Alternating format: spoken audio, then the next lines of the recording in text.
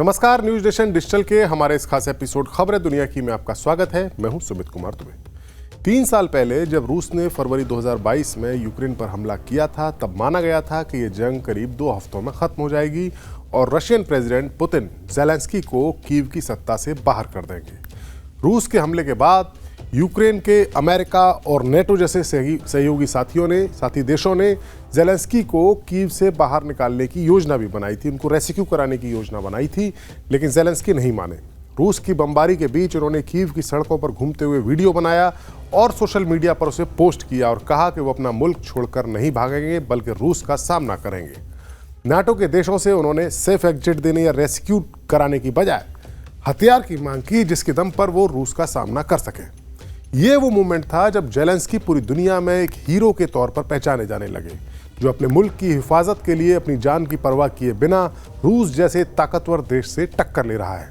दुनिया भर में कई जगह ज़ेलेंस्की को सम्मानित किया गया, उनको स्पीच देने के लिए बुलाया गया। बड़े बड़े सम्मेलन, चाहे वो G7 का सम्मेलन हो, G20 सम्मेलन हो, UN हो, हर जगह ज़ेलेंस्की की स्पीच हुई।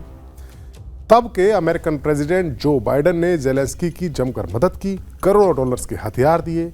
ब्रिटेन, फ्रांस, जर्मनी और पोलैंड जैसे नेटो के देशों ने भी ज़ेलेंस्की को हथियार दिए और आर्थिक मदद की।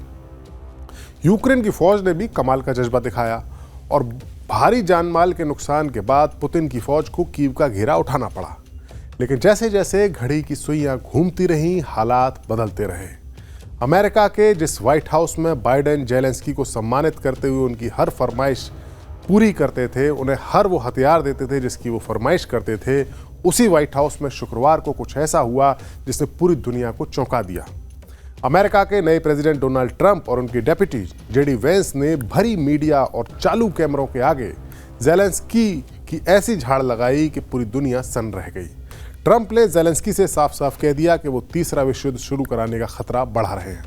हालांकि यहाँ ज़ेलेंस्की की तारीफ करनी चाहिए कि वो अमेरिका में अमेरिकन प्रेसिडेंट के घर पर उनके ओवल ऑफिस में बैठे हुए थे और उन्होंने ट्रंप को पूरा जवाब दिया, न सिर्फ ट्रंप को बल्कि JD वेंस को भी, और इसीलिए ये बहस चर्चा का मुद्दा बन गई।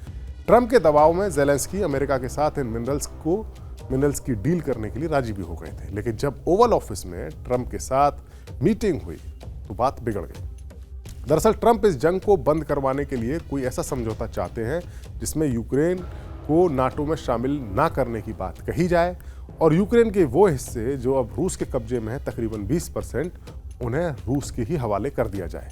जबकि ज़ेलेंस्की चाहते हैं कि रूस के साथ समझौता कुछ इस तरह से हो कि उनकी इज्जत बच जाए। ट्रंप के साथ मीटिंग में जब इस टॉपिक पर बात होने लगी, 30-40 मिनट तक तो बातचीत बड़ी अच्छी चली, लेकिन बाद में जब बात होने लगी तो चीज़ें एक के बाद एक खराब होती चली गई। आपको बताते हैं कि कैसे हुआ। ज़ेलेंस्की ने कहा कि शांति की डील में रशियन प्रेसिडेंट पुतिन के साथ कोई समझौता नहीं होना चाहिए। ट्रंप ने कहा, हम चाहते हैं ये जंग जल्द से जल्द खत्म हो जाए, उम्मीद है हमें ज़्यादा सेना नहीं भेजनी पड़ेगी। मैं खनिज समझौते की सराहना करता हूं क्योंकि हमें उसकी ज़रूरत थी। हमारे देश के साथ अब उचित व्यवहार किया जा रहा है। ट्रंप फिर बोले, अगर मैंने रूस और यूक्रेन दोनों के साथ तालमेल न रखा होता तो कोई समझौता नहीं होता। मैं न तो पुतिन के साथ हूँ, ना ही किसी और के साथ, मैं सिर्फ अमेरिका के साथ हूँ। इस बीच जब बहस बढ़ती दिखी तो वाइस प्रेसिडेंट JD वेंस भी इसमें शामिल हुए। वेंस ने कहा कि यूक्रेन में शांति और समृद्धि का रास्ता डिप्लोमेसी की जरिए ही निकल सकता है, यानी समझौते के जरिए, और प्रेसिडेंट ट्रंप यही कर रहे हैं।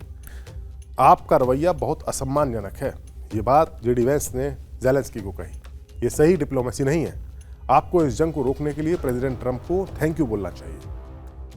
तब ज़ेलेंस्की का पारा थोड़ा हाई हुआ और उन्होंने कहा, सीधे वेंस से कहा कि 2014 में जब रूस यूक्रेन युद्ध शुरू हुआ था तब कई बार बातचीत हुई। 2014 में ज़ेलेंस्की यहाँ बोल रहे हैं, इसका मतलब यह है कि 2014 में जब यूक्रेन का जो इलाका था क्रीमिया, उसको रूस ने अपने कब्जे में लिया था। ज़ेलेंस्की तभी से इस जंग का आगाज़ मानते हैं, हालांकि बड़ा हमला 2022 में हुआ। खैर, तो ज़ेलेंस्की ने वेंस से कहा कि 2014 में जब रूस यूक्रेन युद्ध शुरू हुआ था तब कई बार बातचीत हुई। 2019 में मैंने एक समझौते पर दस्तखत भी की और मुझे भरोसा दिया गया कि सीज फायर लागू होगा, दोनों तरफ से युद्ध के कैदियों को रिहा किया जाएगा। लेकिन पुतिन ने समझौते को तोड़ दिया और 2022 में बड़ा हमला कर दिया। ये बात ज़ेलेंस्की कह रहे हैं। ज़ेलेंस्की आगे बोले कि कैसी डिप्लोमेसी है JD वेंस, इसका मतलब क्या है? वेंस ने कहा, मैं उस डिप्लोमेसी की बात कर रहा हूं जो आपके देश में हो रही तबाही को रोकेगी। वैंस बोलते रहे, बोले मुझे लगता है कि ओवल ऑफिस में आकर और इसे अमेरिकन मीडिया के सामने उठाना आप अपमानजनक रवैया है। आप सीमा पर कमज़ोर हैं, बॉर्डर पर आप कमज़ोर हैं क्योंकि आपके पास ज़रूरी सैनिक नहीं है। आपको प्रेसिडेंट ट्रंप को थैंक यू बोलना चाहिए कि उन्होंने जंग में आपकी मदद की।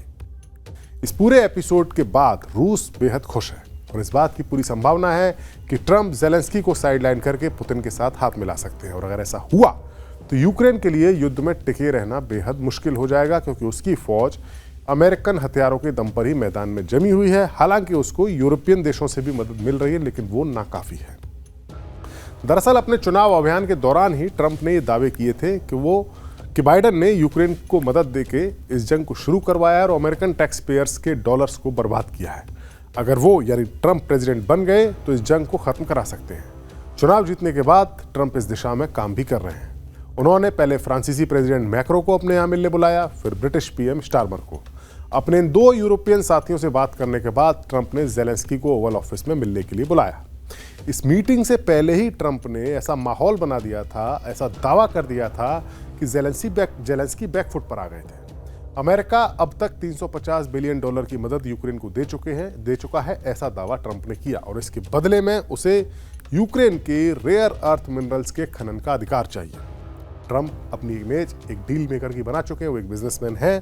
वो कहते हैं कि मैंने पूरी जिंदगी डील्स ही की हैं और अब वो ये डील यूक्रेन के साथ करना चाहते थे। मदद के बदले में उसके जो रेयर मिनरल्स उसके हैं, जो खनिज हैं उसके, उन पर अधिकार चाहते थे। ये वो मिनरल्स होते हैं जिनकी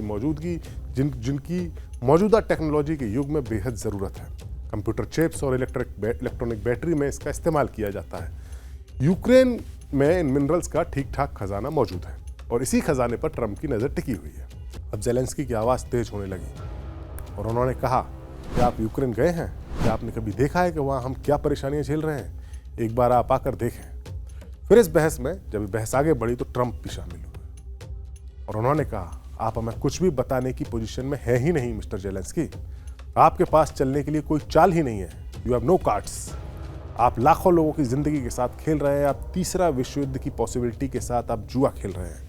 आप इस देश का अपमान कर रहे हैं। ट्रंप अपने अपमान या अपनी बात को देश की बात पर ले गए। ज़ेलेंस्की ने जवाब दिया, कहा हम कोई चाल नहीं चल रहे, मैं बहुत गंभीर हूँ, मैं जंग लड़ रहे देश का प्रेसिडेंट हूँ। इस जंग की शुरुआत से ही हम अकेले हैं और इसके लिए हम आपके थैंकफुल हैं कि आपने हमारी मदद की। बहस बढ़ती गई और आखिर में ज़ेलेंस्की ने कहा बिल्कुल मैं जंग रोकना चाहता हूँ। दरअसल हुआ ये कि जेडी वैंस और ट्रंप एक तरह से इस बातचीत में ये जाहिर करने की कोशिश कर रहे थे कि ज़ेलेंस्की जंग नहीं रोकना चाहते, वो समझौता नहीं करना चाहते। तो फाइनली ज़ेलेंस्की ने कहा कि मैं जंग रोकना चाहता हूं और एक ऐसा सीज फायर चाहता हूं जिसमें ठोस गारंटी हो। आप यूक्रेन की पब्लिक से पूछिए क्या वो सीज फायर के बारे में सोचते हैं और क्या सोचते हैं। फिर ज़ेलेंस्की चले गए। बाद में ट्रंप ने अपनी सोशल मीडिया साइट्स पर लिखा कि मुझे ये समझ में आ गया है कि अगर अमेरिका शांति लाने की कोशिश कर रहा है तो प्रेसिडेंट ज़ेलेंस्की शांति के लिए तैयार नहीं होंगे, क्योंकि उन्हें लगता है कि हमारी पार्टनरशिप उन्हें बातचीत में बड़ा फायदा देती है। मैं कोई फायदा नहीं चाहता, मैं शांति चाहता हूं। ज़ेलेंस्की अमेरिका के सम्मानित ओवल ऑफिस में ही अमेरिका का अपमान किया ज़ेलेंस्की ने। वे तब वापस आ सकते हैं जब वो वास्तव में शांति के लिए तैयार हों।